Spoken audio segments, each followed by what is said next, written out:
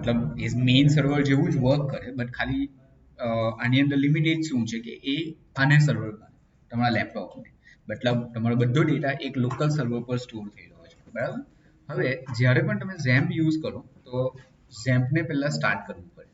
Okay, તો એટલે simple search કરો ઝેમ્પ કંટ્રોલ પેનલ, એમાંથી આ અપાચે અને MySQL આ બે સર્વિસ સ્ટાર્ટ કરી દેવાની. ઓકે, અને હવે બંધ કરી દો તો ચાલે, બીકોઝ ઝેમ્પ તમારું આટલે કન્ટિન્યુ ચાલ્યા કરશે.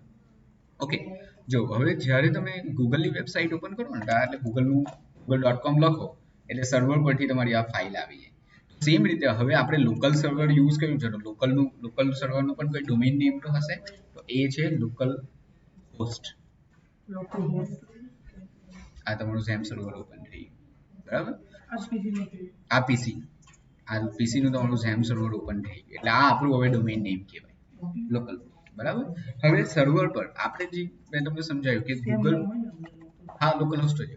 હવે આ ગૂગલનું પેજ જે છે તે સર્વર પરથી આવે છે, તો આપણે આપણું પણ કોઈ એક પેજ બનાવીએ અને એને રન કરાવીએ. ઓકે, તો એ કઈ રીતે? તો ઓબ્વિયસલી કે જો સર્વર પરથી ફાઇલ આવે છે તો એનો મતલબ કે ફાઇલ સર્વર પર ક્રિએટ કરવી પડે. તો આપણે ઝેમ્પમાં ક્યાં ક્રિએટ કરી શકીએ ફાઇલ?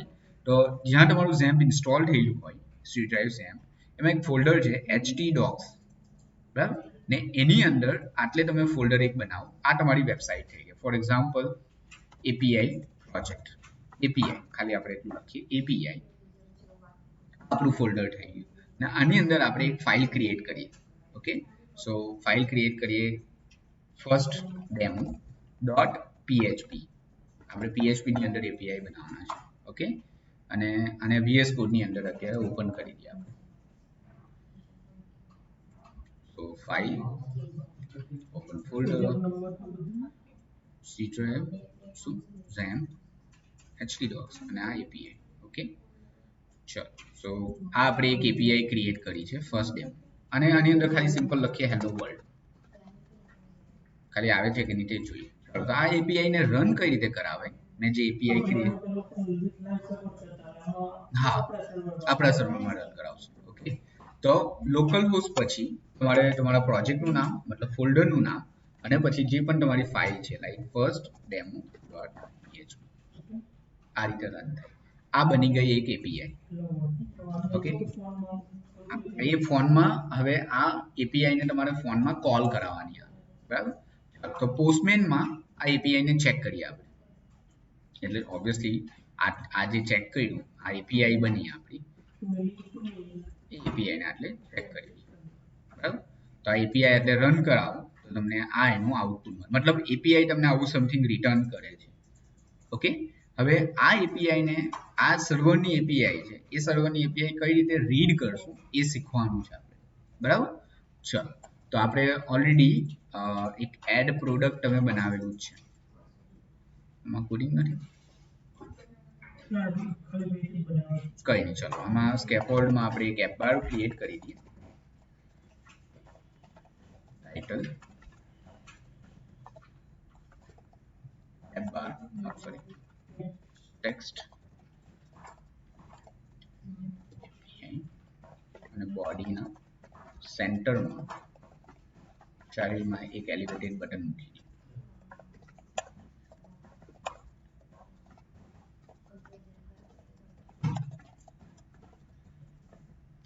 આપણે આના પર એક API ને કોલ કરાવશું.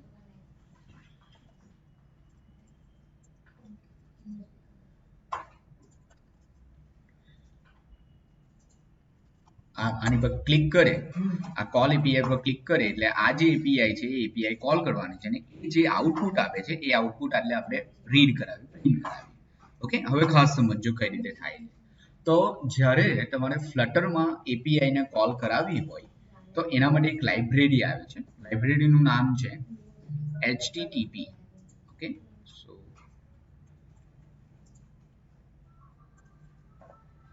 http આ એક જ લાઇબ્રેરી બધા મોસ્ટલી યુઝ કરે. ઓકે, http લાઇબ્રેરી યુઝ થાય જ્યારે તમારે કોઈક API ને કોલ કરાવવી હોય તો. હવે આ API ને જે http ની લાઇબ્રેરી મૂકી એને તમારે આટલે ઇમ્પોર્ટ કરી દેવાનું. ઇમ્પોર્ટ જો નહીં આવી આ તો ઓબ્વિયસલી પેલો શું પ્રોબ્લેમ હોય, flutter clean. Okay, So flutter click flutter forget. Okay, હવે import કરીને check કરીએ. import http આ લાઇબ્રેરી આપણે import કરી as http મતલબ આ લાઇબ્રેરીને એક્સેસ કરવા માટે મેં એક નેમ આપ્યું as કરીને એને કહેવાય એલિયાસ નેમ મેં આટલે એક એલિયાસ નેમ આપ્યું આ લાઇબ્રેરીને એક્સેસ કરવા માટે. ઓકે, ચાલો આપણને async કોલ થાય. હવે આ એપીઆઈ કોલ કરવા માટે હવે મારે આ એપીઆઈ ને કોલ કરવાની છે. ફર્સ્ટ આની અંદર એચટીટીપી ના કોલ કરો તમે એપીઆઈ કોલ કરો તો એને એક રૂલ છે કે પહેલા તમારે આને યુઆર જે તમારી એપીઆઈ નું નામ છે જે યુઆરએલ છે એને તમારે યુઆરઆઈ માં કન્વર્ટ કરવું. યુઆરઆઈ ઓકે યુઆરઆઈ આવે સો યુઆરઆઈ ઇક્વલ્સ ટુ યુઆરઆઈ ડોટ પાર્સ અને તમારી કઈ યુઆરએલ છે આઈડિયા એપીઆઈ માટે કોલ કરવાની છે. ઓકે, હવે આપણે એપીઆઈ ને કોલ કરીએ આઈડિયા. ઓકે, એપીઆઈ કોઈને કોઈ તમને રિસ્પોન્સ આપવાનું છે. So where response equals to await http dot. હવે જ્યારે તમારે આટલેથી મતલબ ફ્લટર માંથી ધારો કે કોઈ ડેટા તમે એપીઆઈ ને આપતા હો એને કહેવાય પોસ્ટ અને ખાલી જો ડેટા લાવવાના જ હોય એને કહેવાય ગેટ. ઓકે, સો આ ગેટ પોસ્ટ એના માટે છે. જો તમે ફ્લટર માંથી ડેટા એપીઆઈ ને આપો છો તો એને પોસ્ટ કહેવાય ને ખાલી કોઈ ડેટા તમે આપતા નથી ખાલી તમે ડેટા લાવવાના જ છો એપીઆઈ માંથી તો એને કહેવાય ગેટ. ઓકે, તો http ગેટ અને કઈ એપીઆઈ પેલી યુઆરઆઈ વાળી યુઆરઆઈ વેલી બસ આ એપીઆઈ કોલ થઈ બીજી વસ્તુ આ. ઓકે, નાવ હવે જ્યારે જો તમારી એપીઆઈ સક્સેસફુલ રન થઈ હોય ને તો આટલે સ્ટેટસ આપે 200 નો એક સ્ટેટસ આપે. હવે આટલે કયા કયા સ્ટેટસ હોઈ શકે 200 મતલબ ઓકે તમારું બધું બરાબર ચાલે છે. 400 વાળી કોઈ પણ એરર હોય 40400 હોય 401 હોય 402 આવે તો એનો મતલબ એવો થયો નોટ ફાઉન્ડ ની એરર છે. મતલબ તમારી એપીઆઈ નું નામ આટલે ખોટું લખેલું છે કે જેવી એવી કોઈ એપીઆઈ અવેલેબલ જ નથી તો 400 ની એરર આવે.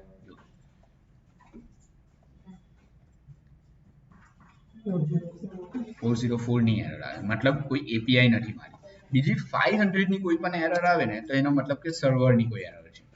મતલબ તમારું સર્વર ચાલુ નથી અને તમે એને એક્સેસ કરો છો કોઈ પ્રોબ્લેમ હશે તો જો હું ધારો કે સ્ટોપ કરી દઉં હવે આને રન કરવાનું ટ્રાય કરું થાય નહીં. ઓકે, આ એકચ્યુઅલી 500 ની એરર કહેવાય 500. ઓકે, 200 એનો મતલબ કે ઓકે બધું બરાબર ચાલે છે બસ તો આપણે એ જ આટલે પકડીએ કે if એ રિસ્પોન્સ આવ્યો એનો સ્ટેટસ કોડ શું આવ્યું સ્ટેટસ કોડ 200 આવે છે એનો મતલબ કે બધું બરાબર છે. એલ્સ એ ઓટોમેટિકલી આ રિસ્પોન્સમાં આવી રિસ્પોન્સનો જો સ્ટેટસ કોડ 200 આવે એનો મતલબ કે બરાબર. જો બરાબર નથી તો આટલે આપણે પ્રિન્ટ કરાવી દઈએ કે ભાઈ એપીઆઈ માં કોઈક એરર છે. ઓકે, તો સ્ટેટસ કોડ 200 હોય તો હવે આપણે આ જે બોડી છે એપીઆઈ માંથી જે રિસ્પોન્સ આવે છે તેને રીડ કરવાનું છે. Okay, so var body equals to response dot body dot to string એટલે એની બોડી આપણે રીડ કરી દીધી ને આટલે આપણે ખાલી પ્રિન્ટ કરાવીને જોઈએ કે બોડી રીડ થાય છે કે નહીં કે એપીઆઈ એ તમને આવો કોઈ રિસ્પોન્સ આપ્યો. બસ એપીઆઈ કોલ કરવા માટે આટલો કોડ આવે.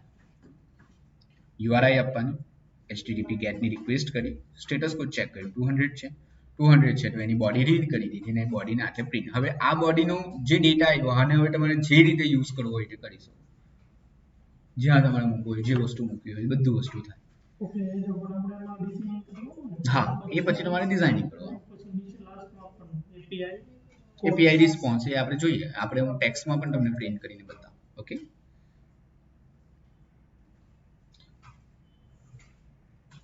હવે આ ડેટાને પ્રોસેસિંગ કઈ રીતે કરવાનો મતલબ આ ડેટાનો યુઝ તમે ક્યાં કરો છો કઈ રીતે કરો છો એ બધું ડિપેન્ડ કરે રિક્વાયરમેન્ટ. ઓકે, સો આપણી રિક્વાયરમેન્ટ હવે શું છે કે ધારો કે સર્વર પર કોઈ બહુ બધો ડેટા સ્ટોર થયેલો છે ડેટાબેઝ છે ને ડેટાબેઝની અંદર બહુ બધો ડેટા છે એ ડેટા મારે એપમાં ડિસ્પ્લે કરાવવાનો છે એવું આવશે મોસ્ટલી એવું છે. એમેઝોનમાં પણ એવું જ છે કે એ લોકોનો ઓલરેડી ડેટાબેઝ છે બધો પ્રોડક્ટનો ડેટા ત્યાં સ્ટોર થયેલો છે ને એના આટલે ડિસ્પ્લે કરાવવાનો છે.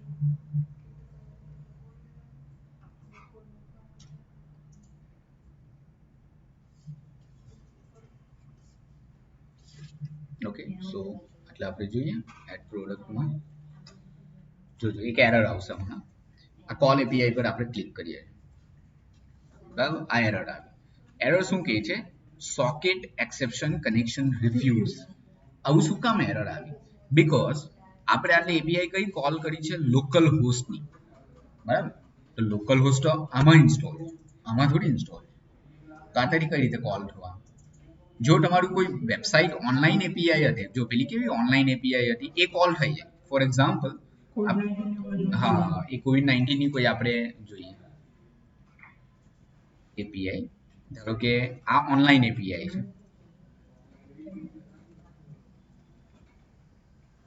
ઓકે. આ એપીઆઈ ને આપણે કોલ કરીએ, બરાબર, ને આ જોઈએ કે આ કોલ થાય છે કે ઇન્ટરનેટ ચાલુ છે ને.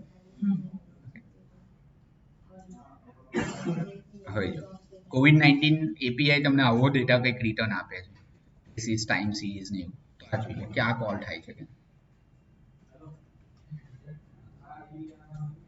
જો એપીઆઈ રિસ્પોન્સ એ તમને આવો રિસ્પોન્સ આપે છે. આ કોલ થઈ કેમ કે એ ઓનલાઈન એપીઆઈ છે, બરાબર. આપણી લોકલી એપીઆઈ કઈ રીતે કોલ કરશું? બીકોઝ આપણે તો અત્યારે લોકલ પર જ કામ કરવાના, આપણે કોઈ ઓનલાઈન એપીઆઈ પર કામ નથી કરવાનું.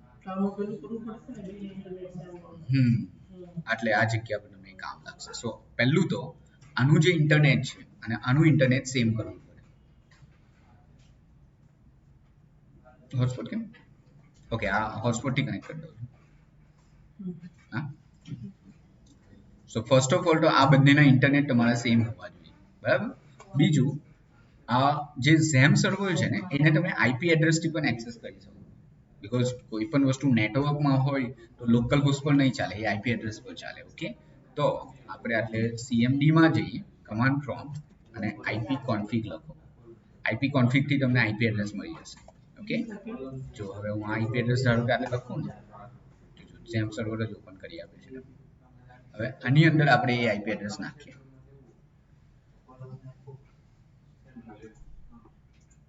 192.168.43.63.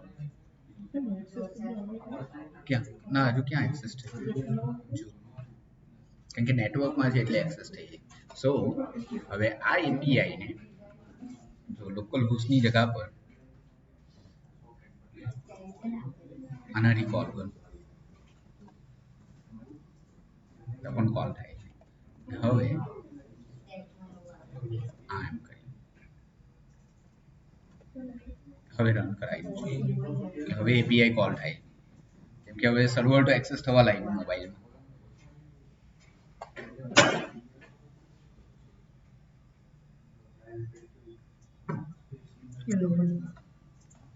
આ કોલ થઈ, ઓકે. હવે આટલે તમે કહો I am from server, API નો રિસ્પોન્સ ચેન્જ કરી નાખ્યો એટલે એપીઆઈ તમને આવો રિસ્પોન્સ આપે છે ને આ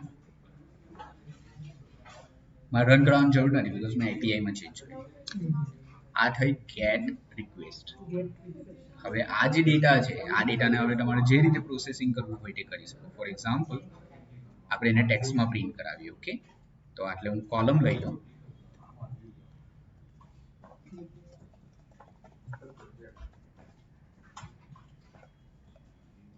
બટન, અને એક ટેક્સ્ટ લઈ લઈએ આપણે, એક વેરિયેબલ લઈ લઈએ એટલે where output is equals to blank. Output ને આટલે પ્રિન્ટ કરાવી જે એપીઆઈ નો રિસ્પોન્સ આવ્યો એ સેટ સ્ટેટ કરી દીધું. બોડી જે આવ્યું તે ત્યાં આઉટપુટમાં દેખાઈ જશે.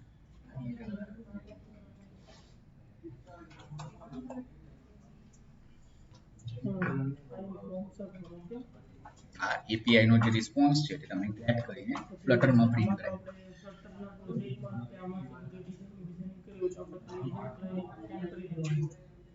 ને જે ડેટા જ્યાં ડિસ્પ્લે કરાવાય ત્યાં કરાય. એપીઆઈ એકચ્યુઅલી અત્યાર સુધીમાં જેટલું શીખા ને તમે ફાયરબેઝ, સેરાફિશ, એસક્યુએલ એના તો બધા કરતા ઈઝી આ કેમ કે આનો કોડ ફિક્સ જ આવે, આટલો જ આવે. કોઈ કનેક્શન નહીં, કોઈ ડેટાબેઝ નહીં, કંઈ જ નહીં.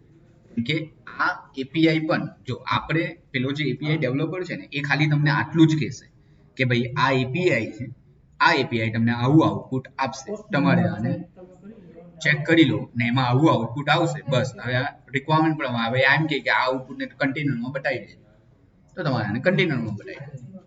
એમ કે આને લિસ્ટ વ્યૂમાં બતાવી દો તો લિસ્ટ વ્યૂમાં બતાવી દો. ડિઝાઇનિંગ પ્રમાણે બધું જ આવશે, એ બધું શીખશું. ઇમેજ કઈ રીતે આવે, ડેટા કઈ રીતે ઇન્સર્ટ થાય, મતલબ ઇન્સર્ટની એપીઆઈ કઈ રીતે કોલ થાય, ક્રૂડ જ કરવાનું છે. તો ક્રિએટ, ઇન્સર્ટ મતલબ ઇન્સર્ટ, અપડેટ, ડિલીટ અને વ્યૂ ચાર માટે ચાર એપીઆઈ બનાવેલી હશે. એ ચાર એપીઆઈ નો ડેટા એટલે રીડ કરવાનો. સો જોવા જાવ તો બધા કરતા ઈઝી હોય ને તો એ એપીઆઈ જ છે. કેમ કે આમાં કોઈ કનેક્શન નહીં, કઈ નહીં, જસ્ટ જે એપીઆઈ ડેવલપર છે, બેકએન્ડ ડેવલપર છે, એને તમને એપીઆઈ ક્રિએટ કરીને આપેલી હશે. બસ એને ખાલી કોલ કરવાનો. કોલ કરવો અને કોલ કરવા માટે પણ આ ફિક્સ જ કોડ છે. બીકોઝ આપણે તો મેઇન કામ શું છે, બોડી. બાકી આ બધું કોડિંગ તો ફિક્સ જ આવવાનું છે. આપણે ખાલી બોડીનું કામ છે. બોડી રીડ કરીને પછી હવે તમારે આને જે કરવું હોય તે કરો. હવે આટલે એકચ્યુઅલી આપણું કામ તો આટલેથી સ્ટાર્ટ થાય, સેટ સ્ટેટ કરીને આપણું કામ ચાલુ. બાકી આ બધું તો ફિક્સ જ રહેવાનું છે. સો બધા કરતા ઈઝી જોવા જાવ તો એપીઆઈ. ઓકે, બટ આના કોર કન્સેપ્ટ સમજવા માટે કેટલું બધું કર્યું આપણે, જેમ નેટવર્ક કનેક્ટ કર્યું, આ બધી વસ્તુ યાદ રહેવી જોઈએ. ઓકે, બટ કંપનીમાં આઈટી